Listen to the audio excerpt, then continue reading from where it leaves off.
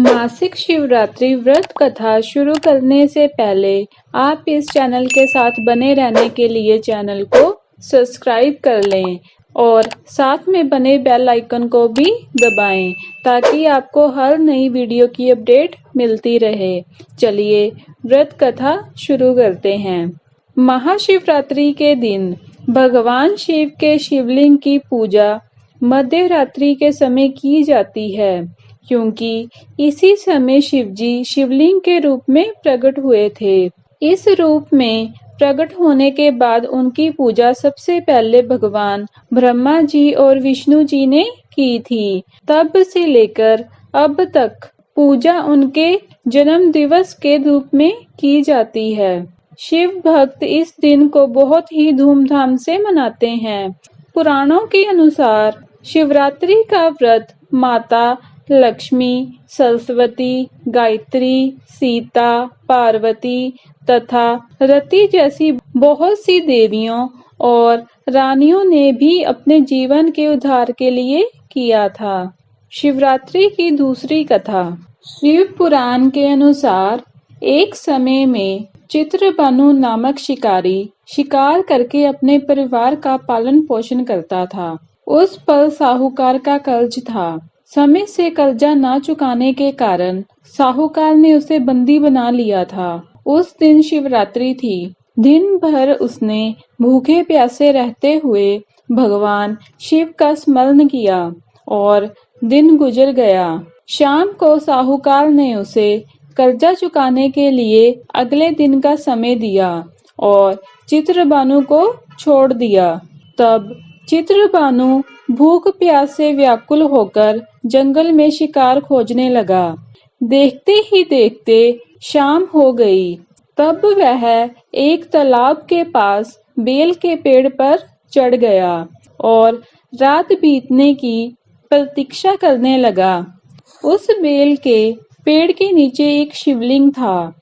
चित्रभानु अनजाने में बेलपत्र तोड़कर नीचे गिरा रहा था, जो शिवलिंग पर गिर रहे थे। इस प्रकार संयोगवश वह दिन भर भूखा प्यासा रहा, जिससे उसका व्रत हो गया और शिवलिंग पर बेलपत्र गिरने से उसकी शिव आराधना भी हो गई। रात बीतने पर एक गर्भवती हिरनी तालाब किनारे पानी पीने आई। तब वह धनुष बाण से उसका शिकार करने के लिए तैयार हो गया। उस हिरनी ने चित्रभानु को देख लिया। उसने शिकारी से कहा कि मैं गर्भवती हूँ, जल्द ही प्रसव करेगी। उसने शिकारी से कहा, तुम एक साथ दो जीवों की हत्या करोगे, जो ठीक नहीं है। हिरनी ने शिकारी को वचन दिया कि वह अपने बच्चे को जन्म देकर जरूर आएगी, तब वह उसका शिकार कर ले।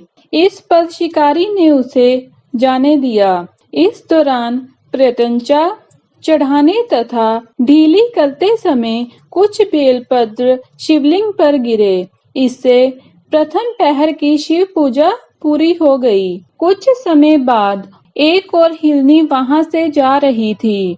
तब शिकारी खुश होकर उसके शिकार के लिए तैयार हो गया। तब हिरनी ने उससे निवेदन किया, हे शिकारी, मैं थोड़ी देर पहले मृत्यु से निवृत्त हुई हूँ, कामातुर विरहिणी हूँ, अपने प्रिय की खोज में भटक रही हूँ। मैं अपने पति से मिलकर शीघ्र ही तुम्हारे पास आऊंगी। तब शिकारी ने उसे भी जाने दिया। चित्रभानु शिकार ना कर पाने से चिंतित था। रात्रि का आखिरी पहर बीत रहा था। इस बार भी कुछ बेलपत्र टूटकर शिवलिंग पर गिरे, जिससे दूसरे पहर की भी पूजा हो गई। तभी एक दूसरी हिरनी बच्चों के साथ वहां से जा रही थी। तब चित्रभानु ने उसका शिकार करने का निर्णय किया। तब हिरनी ने उससे कहा, हे शिकारी, मैं इन बच्चों को इनके पिता के हवाले करके लौट आऊंगी। इस समय मुझे मत मारो। इस पर शिकारी ने कहा कि वह मूर्ख नहीं है। इससे पहले अपने दो शिकार छोड़ चुका है। उसका परिवार भूख प्यास से तड़प रहा होगा। तब हिरनी ने कहा, मेरा विश्वास करो, मैं इन्हें इनके पिता के पास छोड़कर तुरंत लौटने की प्रतिज्ञा करती हूँ। ऐसे करते हुए सुबह हो गई और अनजाने में ही शिकारी की शिवरात्रि की पूजा हो गई। उपवास और रात्रि जागरण भी हो गया। इसी बीच एक हिरन वहां से जा रहा था। तब शिकारी ने इसका शिकार करने का निश्चय कर लिया।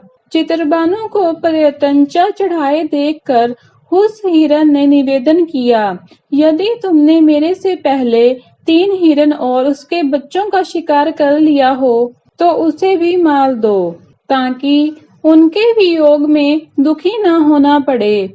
अगर उनको जीवन दान दिया है तो कुछ समय के लिए उसे भी जीवन दान दे दो। उनसे मिलकर वह दोबारा यहाँ आ जाएगा। हिरन की बातें सुनकर शिकारी के मन में रात का पूरा घटनाक्रम सामने आ गया। उसने सारा घटनाक्रम हिरन को बताया।